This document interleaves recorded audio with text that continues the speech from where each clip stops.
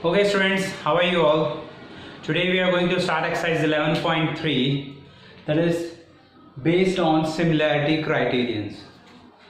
तो आप सभी ने देखिए कॉन्ग्रुएंसीज पढ़ रखी है, तो वैसे ही सिमिलैरिटी है, क्योंकि मैंने आपको बताया था कि जो कॉन्ग्रुएंट फिगर है वो सिमिलर है, लेकिन जो सिमिलर है वो कॉन्ग्रुएंट नहीं है। क्योंकि कॉन्ग्रुएंसी में क्या होना चाहिए, साइड्स के जो लेंथ है वो भी आपस में इक्वल होनी चाहिए अलॉन्ग विद द एंगल्स। बस सिमिलैरिटी में क्या है, केवल एंगल्स इक्वल होनी चाहिए, साइड्स प्रोपोर्शनल होनी चाहिए। तो उसी बेसिस पे आपके कुछ क्राइटेरियन, सिमिलैरिटी क्राइटेरियंस बने हैं। जैसे सबसे पहला है triple A. Triple A criterion में क्या बोलते हैं कि कोई ट्राइंगल है से ए बी सी, कोई ट्राइंगल है से ए बी सी, और कोई दूसरा ट्राइंगल है से P Q are, P Q are. अब इस ट्राइंगल की corresponding sides angles, corresponding angles अगर आपस में इक्वल है तो ये दोनों ट्राइंगल क्या होंगे, सिमिलर। कहने का मतलब अगर angle A equals to angle P है, angle B equals to angle Q है, और angle C equals to angle R है, तो triangle A B C triangle P Q R के सिमिलर हो जाएगा। और जिस भी कॉरस्पॉन्डिंग साइड्स बदल गई, सपोज करो यहाँ बी की जगह तो हो गया एंगल बी की जगह तो हो गया एंगल आर, और एंगल सी की जगह हो गया एंगल क्यू, तो क्या हो जाएगा, angle A B C angle P R Q के सिमिलर हो जाएगा। ठीक है, ये तो हो गया आगे फर्स्ट। सेकंड में क्या बोल रहा है, कोई ट्राइंगल के कोई भी दो एंगल अगर किसी ट्राइंगल के कॉरस्पॉन्डिंग दो एंगल्स के इक्वल है तो वो दोनों भी सिमिलर होंगे। क्यों? क्योंकि देखिए अगर दो एंगल्स आपस में इक्वल आ रहे हैं तो तीसरा एंगल तो भाई ए एस भी ऑटोमेटिक इक्वल आएगा, तो वो तब वहां पे डबल ए सिमिलैरिटी लगेगी। फिर एस ए एस में क्या हो गया कि कोई दो ट्राइंगल तब सिमिलर होंगे, कोई दो ट्राइंगल जैसे triangle A B C triangle P Q R के तब सिमिलर होगा जब उसकी कोई दो साइड्स तो आपस में प्रोपोर्शनल हो, जैसे A B upon P Q तो किसके इक्वल हो जाए, A C upon P R के, और इनके इंक्लूडिंग एंगल मतलब एंगल ए और एंगल पी आपस में इक्वल हो, एंड एंगल ए बराबर एंगल पी। तो यहाँ पे आप कौन सी क्राइटेरिया लगा सकते हो, एस ए एस। और फोर्थ क्या बोल रहा है कि कोई दो ट्राइंगल कॉन्ग्रू सिमिलर तब हो सकते हैं जब उसकी तीनों साइड्स आपस में प्रोपोर्शनल हो, मतलब A B upon P Q is equals to B C upon Q R is equals to A C upon P R. अगर ऐसा हो तो दोनों ट्राइंगल सिमिलर होंगे by triple S congruency, triple S similarity criteria. Clear है बात? तो ये चारों सिमिलैरिटी, चारों एटलीस्ट आप ये तीन ही मानो, ये जो सेकंड है ये इसी से बनी हुई है, डिराइव्ड है फ्रॉम ट्रिपल ए। तो आप ये सिमिलैरिटीज आपको आनी चाहिए अपन एक्सरसाइज जब करेंगे। ठीक है, उसके बाद में एक ये बेसिक सी थ्योरम है जिसकी आपको स्टेटमेंट समझनी है और इसका कोई प्रूफ नहीं करना। तो ये क्या दिया हुआ है, the internal bisector of an angle, कोई भी एक एंगल है उसका इंटरनल बाइसेक्टर, जैसे ये एंगल ए का ए डी एक बाइसेक्टर है, ठीक है, of an angle of a triangle divides the opposite side, ये ऑपोजिट साइड को डिवाइड करता है, जिसे ऑपोजिट साइड को बी डी और डी सी में डिवाइड करता है इंटरनली इन द रेशो, इस रेशो के अंदर कि जो इसकी साइड्स कंटेनिंग द एंगल, जो इसकी साइड्स एंगल को कंटेन कर रही है ए बी और ए सी। तो इसका मतलब क्या हो गया कहने का कि B D upon D C जो है ये ऑपोजिट रेशो का जो बन रहा है वो किसके बराबर होगा, ए बी अपॉन ए सी के बराबर होगा। ठीक है, तो ये रूल अपन यूज करेंगे कोई क्वेश्चंस को सॉल्व करने में। ठीक है, अब अपन एक्सरसाइज करते हैं। ओके स्टूडेंट्स, अब अपन एक्सरसाइज 11.3 स्टार्ट करते हैं। और 11.3 के लिए आपको पहला क्वेश्चन क्या दिया हुआ है, in triangles, in two triangles A B C and P Q are.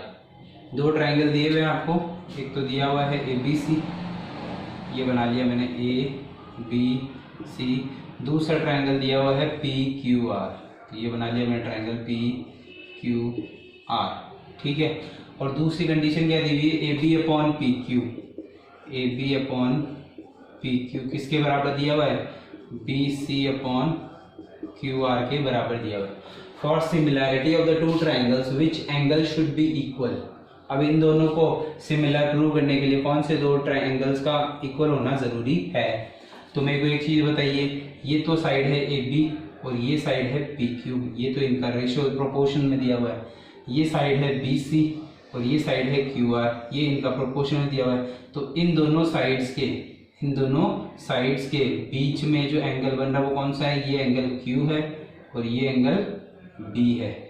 तो एंगल बी को एंगल क्यू के इक्वल होना चाहिए, तब कौन सी कॉन्ग्रुएंस बनेगी, साइड एंगल साइड। तो कौन सी सिमिलैरिटी आएगी, साइड एंगल साइड सिमिलैरिटी आएगी। क्लियर है बात। फिर आपको सेकंड क्वेश्चन दिया है, क्या दिया हुआ है, in triangle ABC and triangle DEF, दो ट्राइंगल दिए हुए हैं, एक तो ट्राइंगल एबीसी और एक ट्राइंगल डीईएफ।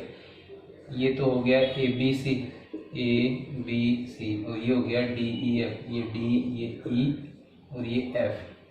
ठीक है, एंगल ए तो एंगल डी के इक्वल है और एंगल बी है जो एंगल एफ के इक्वल है। तो क्या बताइए, angle triangle ABC triangle DEF के सिमिलर है। अब मेरे को बताओ, ये तो बन रहा है ए बी सी और ये आ रहा है डी एफ ई, तो triangle A B C similar है ट्राइंगल डी एफ ई के, ना कि डी ई एफ। सो ये नो होगा, क्या होगा, नॉट पॉसिबल, नॉट पॉसिबल, क्योंकि यहाँ सिमिलैरिटी भी कौन सी लगा सकते हो आप, डबल ए। ठीक है, सिमिलैरिटी डबल ए लगा सकते हो, क्योंकि कॉरस्पॉन्डिंग एंगल इक्वल नहीं आ रहा है, बी आ रहा है, इसके बी के इक्वल एफ आ रहा है, तो डी एफ ई सिमिलर हो सकता है, डी ई एफ सिमिलर नहीं हो सकता। ठीक है, फिर आपको दिया हुआ है, if triangle ABC is similar to triangle F E D, तो बताइए क्या ये पॉसिबल है। अगर ये सिमिलर है तो एंगल ए किसके इक्वल हो गया, एंगल एफ के, एंगल बी किसके इक्वल हो गया, एंगल डी के, और एंगल सी किसके इक्वल हो गया, एंगल ई के, एंगल सी किसके इक्वल हो गया, एंगल ई के। तो इस हिसाब से ए बी जो साइड है वो A B upon F D बराबर B C upon T E बराबर A C upon F E होना चाहिए था, जबकि आपको ऐसा नहीं दिया हुआ। आपको A B upon D E दिया हुआ है, B C upon E F दिया हुआ है और C A upon F D दिया हुआ है। ठीक है, तो ये पॉसिबल नहीं है।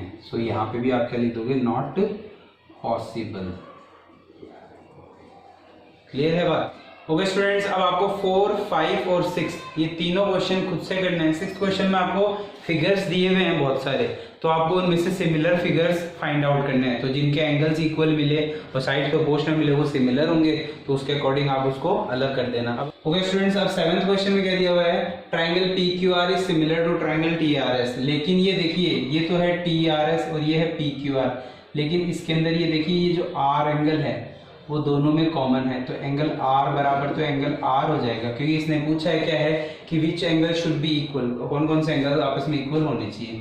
दोबारा फिर एंगल ये जो P है वो एंगल T के इक्वल हो जाएगा, तो angle P is equals to angle S T R कर दो या आर टी एस कर दो, और बचा हुआ एंगल कौन सा हो गया, ये S और ये Q, तो angle Q is equals to angle R S T. ठीक है,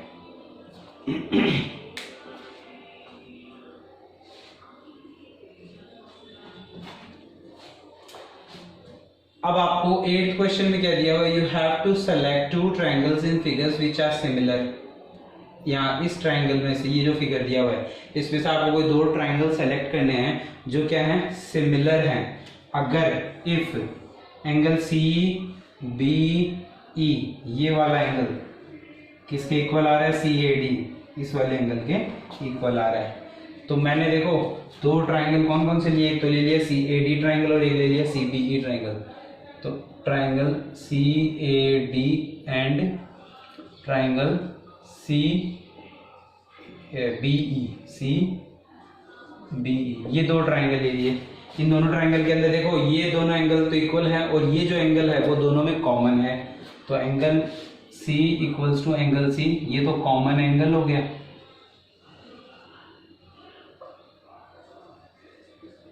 और दूसरा एंगल CAD जो है वो एंगल CBE के इक्वल हो गया, ये गिवन है मेरे को।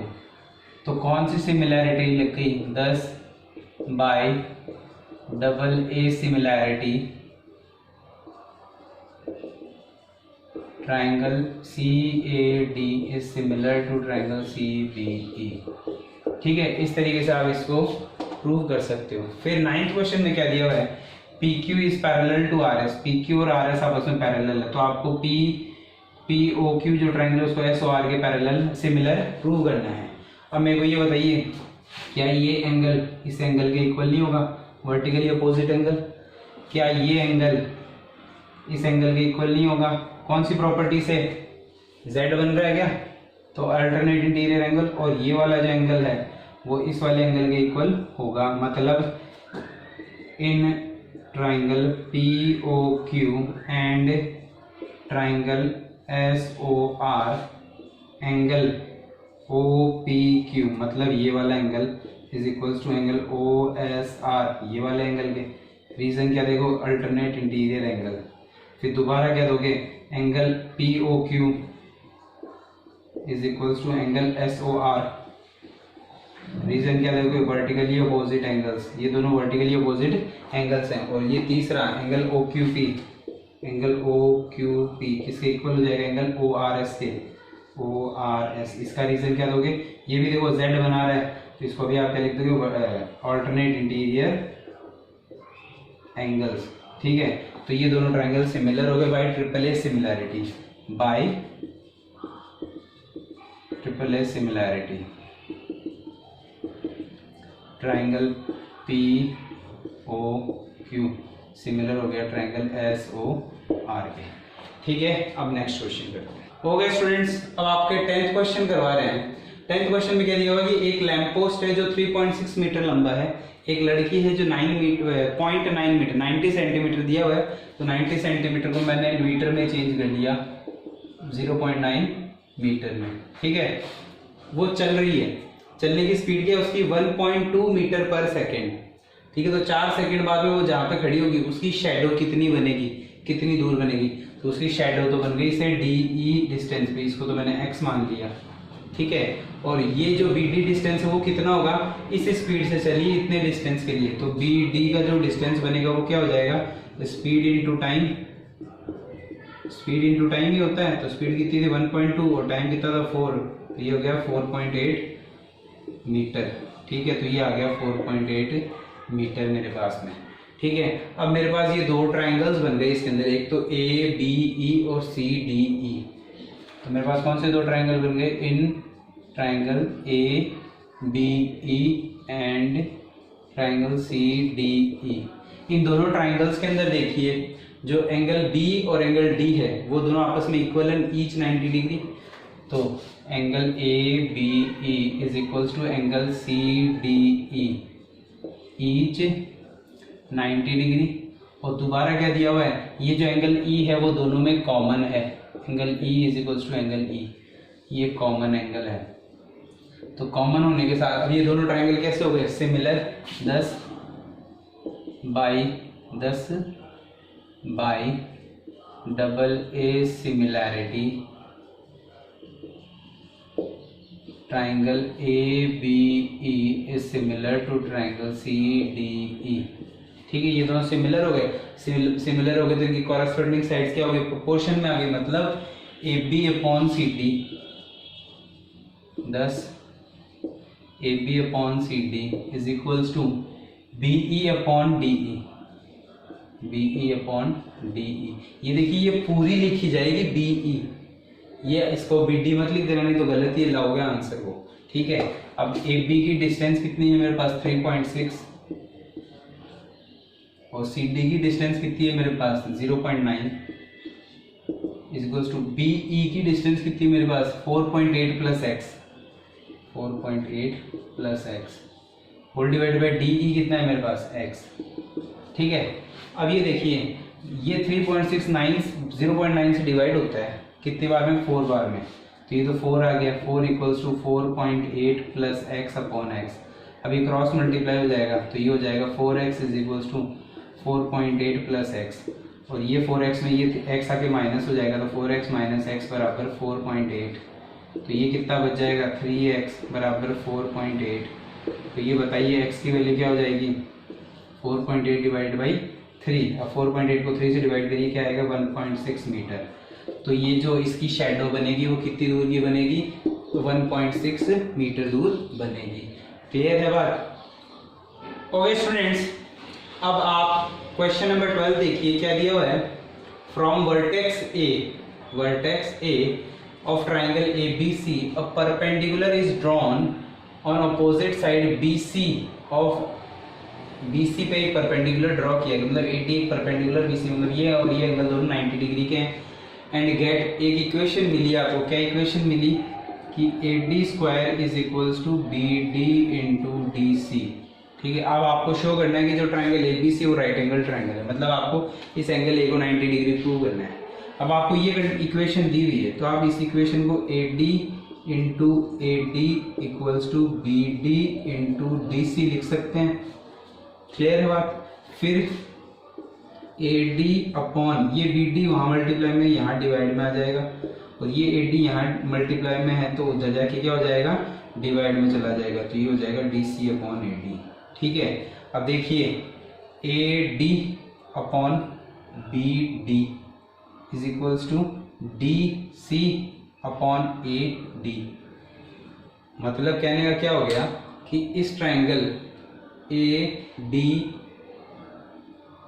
के अंदर ADC और इस ट्राइंगल BDC, ये दोनों के अंदर क्या हो गया, कौन सा सिमिलर हो गया, ये आ गया। इसके बाद में देखिए ये एंगल इस एंगल के इक्वल भी है, angle ADB is equals to angle ADC, क्योंकि ईच 90 डिग्री है, ईच 90 डिग्री। अब इधर देखिए ये तो साइड AD और इसकी साइड DC, मतलब AD और DC, मतलब ये वाला ट्राइंगल और इसमें ये एंगल आ गया ADC, तो ADC को आप पहले लिख लीजिए और यहाँ ADB को लिख दीजिए।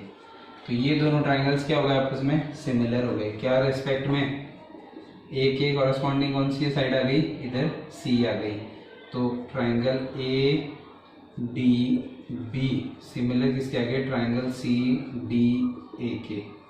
ट्राइंगल ADB किसके सिमिलर आ गए, ट्राइंगल CDA के। ADB CDA के सिमिलर आ गए, मतलब ये जो एंगल A है ये एंगल C के इक्वल आ गया। 10 एंगल DAB जो है, DAB ये वाला, वो किसके इक्वल आ गया, DCA के इक्वल्स टू एंगल DCA के इक्वल आ गया।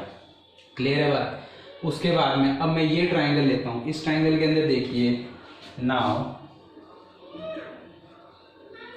इन ट्राइंगल ADB, कौन सा ट्राइंगल ले लिया मैंने, ADB बाई ASP मतलब एंगल सम प्रॉपर्टी, और एंगल सम प्रॉपर्टी क्या होती है, sum of all the angles of a triangle is 180 degree, मतलब इस एंगल का इस एंगल का और इस एंगल का सम कितना आ गया, 180 degree, which implies angle ABD plus angle DAB plus angle ADB बराबर 180 डिग्री, 180 डिग्री। ठीक है, और ADB एक 90 डिग्री का एंगल फॉर्म कर रहा है, तो which implies angle ABD plus angle DAB plus 90 degree बराबर 180 डिग्री, और ये 90 हो जाएगा माइनस हो जाएगा, तो क्या बचेगा, angle ABD plus angle DAB बराबर 90 डिग्री। ठीक है, अब मेरे को एक चीज़ ये बताइए, क्या मैं एंगल ABD को एंगल ABC नहीं कर सकता, क्योंकि D क्या है, BC पर ही एक पॉइंट है, तो which implies angle ABC plus और एंगल DAB जो है मेरा एंगल DAB वो मेरे कौन से एंगल के इक्वल आ रहा है, DAB सॉरी एंगल DAB किसके इक्वल आ रहा है, DCA के इक्वल आ रहा है, किसके इक्वल आ रहा है, DCA के। और DCA को मैं क्या लिख सकता हूँ, BCA नहीं लिख सकता, लिख सकता हूँ, तो प्लस एंगल BCA बराबर 90 डिग्री। इसको इक्वेशन 1 दे दो, इसको इक्वेशन क्या दे देंगे, 1। So now by ASP in triangle ABC, कौन से ट्राइंगल में, ABC बड़े वाले के अंदर मैंने ASP लगा दी, तो मेरे को क्या मिल गया, angle ABC plus angle BAC plus angle BCA बराबर 180 डिग्री। ठीक है, और इधर देखिए angle ABC plus angle BCA इन दोनों एंगल्स का सम कितना आ रहा है मिला के 90 degree, which implies 90 degree plus angle BAC बराबर 180 डिग्री। तो एंगल BAC की वैल्यू क्या हो गई, एंगल BAC बराबर 90 डिग्री। अब एंगल BAC ये एंगल है ये पूरा, और अगर ये एंगल 90 डिग्री आ रहा है तो ट्राइंगल ABC क्या है, एक राइट एंगल ट्राइंगल है, और राइट एंगल कहाँ पे हो रहा है, पॉइंट A के ऊपर, वर्टेक्स A के ऊपर राइट एंगल हो रहा है। क्लियर है बात? बाकी सॉल्यूशंस में से आप इसको पूरा देख के कवर कर सकते हो। ओके ओके स्टूडेंट्स, अब अपन 13th क्वेश्चन करते हैं। 13th क्वेश्चन में क्या दिया हुआ है, bye joining the mid points of 3 sides of A triangle. एक ट्राइंगल है ABC, उसकी 3 साइड है AB, BC और AC। इन तीनों के मिड पॉइंट्स है D, E और F। इन तीनों को ज्वाइन करें, मतलब D को E से, E को F से और F को D से, तो 4 ट्राइंगल फॉर्म होते हैं। एक तो ये, एक ये और एक ये। अब आपको प्रूव करना है कि ये चारों सिमिलर हैं, ओरिजिनल मतलब ABC के सिमिलर हैं, ये आपको प्रूव करना है। तो अब आपको देखो, मैं ये करवा नहीं रहा हूँ बोर्ड पे, आपको सॉल्यूशन है उसमें देख लीजिए, मैं आपको समझा रहा हूँ कैसे करना है। देखिए आपको क्या दिया हुआ है कि ये ये दोनों मिड पॉइंट्स हैं इस ट्रायंगल AB और AC साइड के, इस ट्रायंगल ABC की साइड AB और AC के। तो आपने मिड पॉइंट थ्योरम पढ़ी थी। मिड पॉइंट थ्योरम में क्या लिखा हुआ था कि if mid points line segment formed by joining the midpoints of any 2 sides of a triangle is half and parallel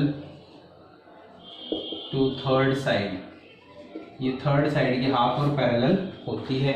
मतलब कहने का क्या हो गया, FE जो हो गई वो किसके पैरेलल हो गई, BC के पैरेलल हो गई। सेम D और E, AC और BC के मिड पॉइंट है, तो जो साइड आपकी DE है वो BA के पैरेलल हो गई, और जो F और D है ये साइड किसके पैरेलल हो जाएगी, इस वाली AC साइड के पैरेलल हो जाएगी। ठीक है, अब इधर देखिए FE BC के पैरेलल मतलब BD के भी पैरेलल है, और BF DE के पैरेलल, तो FE DB ये एक पैरेललोग्राम बन गया, ये एक पैरेललोग्राम बन गया, और इसकी डायगोनल क्या हो गई, FD क्या हो गई इसकी डायगोनल। फिर एक थ्योरम और बताई हुई आपको लास्ट ईयर, क्या बताई हुई थी कि diagonal of a parallelogram divides it into 2 congruent triangles। 2 congruent triangles में डिवाइड करती है, मतलब ये वाला जो ट्राइंगल है वो इसके कॉन्ग्रुएंट है। सिमिलरली FE DC के पैरेलल है और ये इसके पैरेलल है, तो ये ट्राइंगल ये भी एक पैरेललोग्राम बन गया, और DE इसकी मिड डायगोनल हो गई, तो ये ट्राइंगल इसके सिमिलर, और सिमिलरली ये ट्राइंगल इसके भी सिमिलर हो जाएगा। तो ये चारों ट्राइंगल्स आपस में सिमिलर हो जाएंगे, क्योंकि देखो ये इसके सिमिलर है, ये भी इसके सिमिलर और ये भी, तो ये चारों आपस में सिमिलर हो गए। तो मेरा एक काम तो हो गया, triangle AFE is similar to triangle FBD is similar to triangle EDC is similar to triangle FED। ठीक है, ये काम तो हो गया।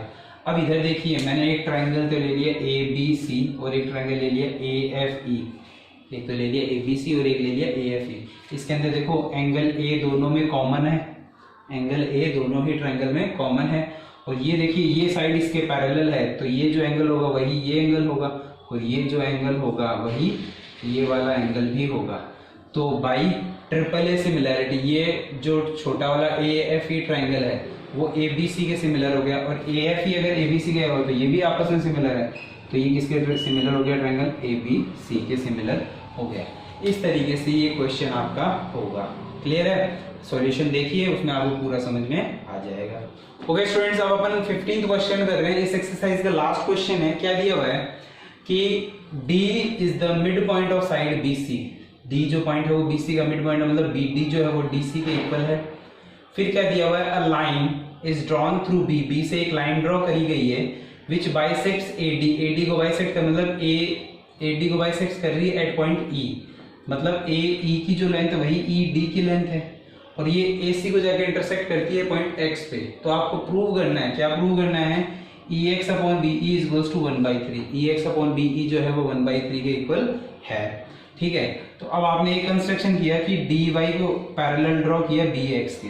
ठीक है, अब आप इसके अंदर देखिए प्रूफ में दो ट्राइंगल्स लोगे, जब आप इसका प्रूफ स्टार्ट करोगे तो दो ट्राइंगल्स अलग अलग क्या लोगे, एक तो लोगे आप बी एक्स सी और डी वाई सी, और दूसरा लोगे आप ए ई एक्स और ए D Y.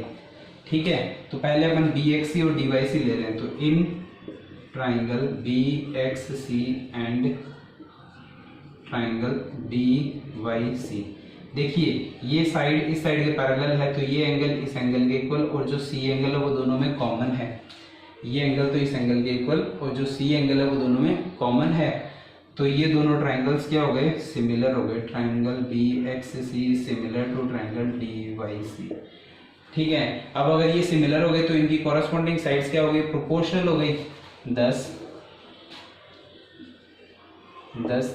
B X upon D Y, 10 B X upon D Y, B X upon D Y is equals to B C upon D C is equals to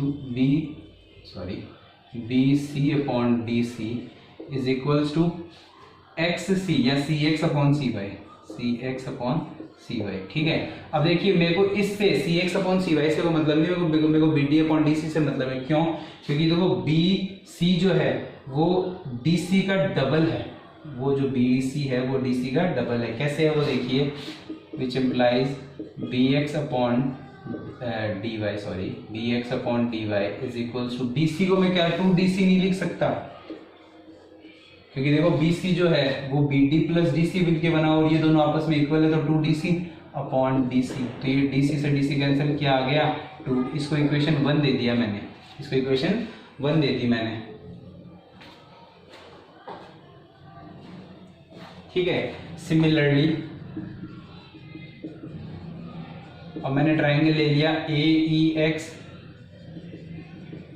and triangle दूसरा ले लिया A D Y, A D Y. अब इसके अंदर देखिए ये जो angle A है वो कॉमन एंगल है दोनों ट्राइंगल के अंदर, और ये जो एंगल बन रहा है वो दोनों में कॉरस्पॉन्डिंग एंगल है, तो बाई डबल ए सिमिलरिटी ये भी दोनों सिमिलर हो गए 10। So triangle A E X is similar to triangle A D Y, A D X A E X A D Y के सिमिलर है, तो A E upon E D वो E X upon D Y के equal होगा कि नहीं होगा, which implies E X upon D Y is equals to क्या हो गया, A E upon A D, which implies E X upon D Y is equals to ए ई, तो ठीक है, ये ए डी जो है ए डी वो ए ई प्लस ई डी हो गया, और ये दोनों आपस में इक्वल है, तो ये ट्वाइस ए ई के इक्वल हो गया, ट्वाइस ए ई के, क्योंकि डी क्या है, डी बी एक्स ने इसको ई पॉइंट पे बाइसेक्ट किया था, तो ये साइड इससे इक्वल है, तो इन दोनों का सम, तो मतलब ये ट्वाइस ए ई हो गया, ये ए ई से ए ई कैंसिल कर दो, ये 1/2 हो गया, ये इक्वेशन 2 हो गई। ठीक है, अब देखिए इसका भी डिनोमिनेटर डी वाई है, इसका भी डिनोमिनेटर, तो इक्वेशन 1 को मैं डिवाइड कर दूं इक्वेशन 2 से, तो मेरे को क्या मिलेगा, B X upon D Y whole divided by E X upon D Y is equals to 2 upon 1/2। तो इक्वेशन क्या बन गई, देखो डी वाई से डी वाई कैंसिल, इक्वेशन क्या बनी मेरे पास, B X upon E X is equals to 4, B X upon E X is equals to 4, which implies B X equals to 4EX, B X किसके बराबर हो गया, 4EX के बराबर हो गया। ठीक है, अब बी एक्स को मैं क्या लिख सकता हूँ, B E plus E x नहीं लिख सकता, लिख सकता हूँ, तो ये हो गया B E plus E X is equals to 4EX, which implies, अब ये तो हो गया बी ई, ये ई एक्स उधर जाके क्या हो जाएगा माइनस, तो ये कितना हो जाएगा 4E में से 1 माइनस कर दो तो क्या बचेगा 3EX, तो B E upon E x, B E upon E x किसके बराबर आ गया मेरे 3 के बराबर आ गया। अब इसको अगर मैं रेसिप्रोकल करूं तो मेरे पास क्या आएगा, E X upon B E equals to 1/3, और यही मेरे को प्रूव करना था।